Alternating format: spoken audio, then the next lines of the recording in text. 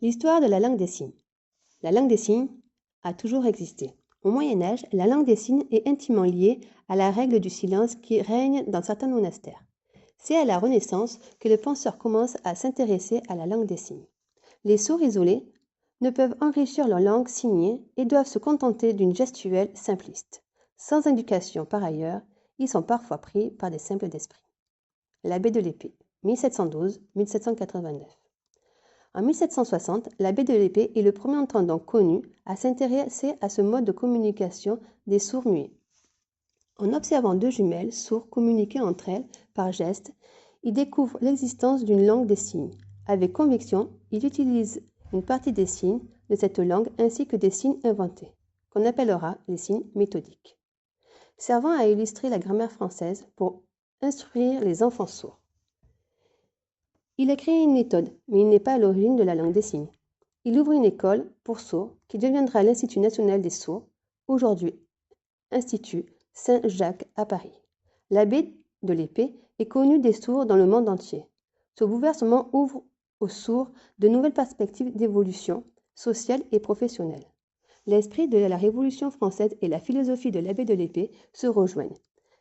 Il dispense un enseignement gratuit, ouvert à tous, car l'Église s'inquiète du sort de ces sourds qui n'avaient reçu aucune instruction religieuse et qui risquaient l'enfer après la mort. Il a fallu donc leur montrer la voie. La Révolution française y voyait un enseignement gratuit. Pour elle, c'est ce qui primait.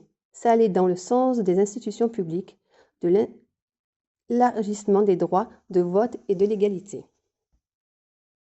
L'égalité pour tous. L'usage de cette première langue des signes permet aux sourds d'acquérir un bon niveau d'instruction. La Révolution française reconnaît totalement les droits linguistiques de l'homme, la liberté d'expression, de la communication parlée et écrite, librement. Comprend à la fois le droit de parler et d'écrire en breton, mais aussi de ce fait, de pouvoir s'exprimer en langue des signes. Grâce à l'abbé de l'Épée, la langue des signes qui a été une langue de vie quotidienne, cette langue devient une langue institutionnelle de transmission des différents savoirs. La langue de socialisation avec le monde des entendants, la langue écrite. L'âge d'or. L'action de l'abbé de l'Épée a permis aux sourds d'accéder à un meilleur niveau de français écrit, donc à des métiers mieux considérés et donc une vie meilleure. Après la mort de l'abbé de l'Épée, l'abbé Sicard va prendre la relève et dans ces établissements, un nouveau métier va se créer, le métier du professeur pour enfants sourds. Il y aura deux professeurs pour les sourds, Massieu et Clerc. Savoir écrire était pour eux être à l'égalité des entendants pour faire son chemin et progresser dans le rang social. En 1823, l'abbé Sicard vient de décéder.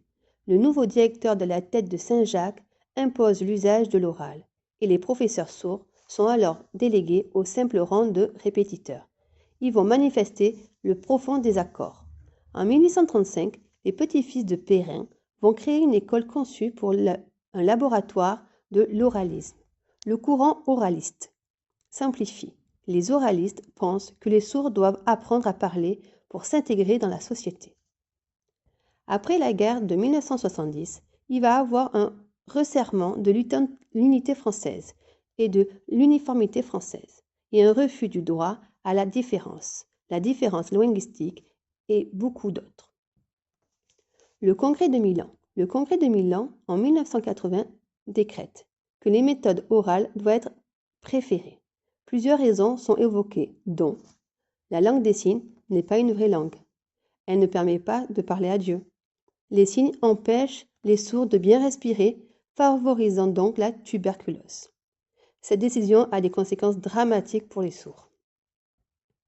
Pendant 100 ans, la langue des signes est interdite au sein des institutions. Les professeurs sourds, déjà relégués en rang de simples répétiteurs, se verront désormais licenciés au profit de l'apprentissage unique de l'oralisation. La langue des signes survivra donc en cachette dans les institutions. La langue des signes survivra dans les dortoirs, dans les recoins des cours de récréation et en dehors du monde institutionnel. Ce rang, cette langue magistrale est méprisée. Le siècle d'oralisme aura des conséquences graves sur l'évolution de la langue qui ne pourra se développer. Durant les années 80, ce produit ce que les sourds appellent le réveil des sourds. La langue des signes commence à reconquérir ses lettres de noblesse, avec le linguistique William Stockow qui l'étudie comme une véritable langue. Dans les années 90, les sourds et la LSF commencent à être reconnus. Des pièces de théâtre et l'engagement de plusieurs associations pour la sensibilisation de la culture sourde permettent une meilleure reconnaissance des droits. Dans le même temps, le métier d'interprète de la langue des signes française se professionnalise et elle est validée par un diplôme. En janvier 1991, la loi Fabius est amendée. Dans l'éducation des jeunes sourds, la liberté de choix entre une communication bilingue. Progressivement, les mentalités évoluent. Les combats menés depuis 25 ans pour la reconnaissance de la langue des signes commencent à porter leurs fruits. La loi du 11 février 2005 reconnaît la langue des signes comme une langue à part entière. En 2018, la langue des signes devient une option pour le bac, comme n'importe quelle autre langue. En 2010, le CAPES de la langue des signes est créé. Malgré tout, ces avancées, la place des sourds dans la société est encore difficile à trouver. Continuons ensemble à créer un environnement plus accessible et inclusif pour tous. Merci de votre écoute.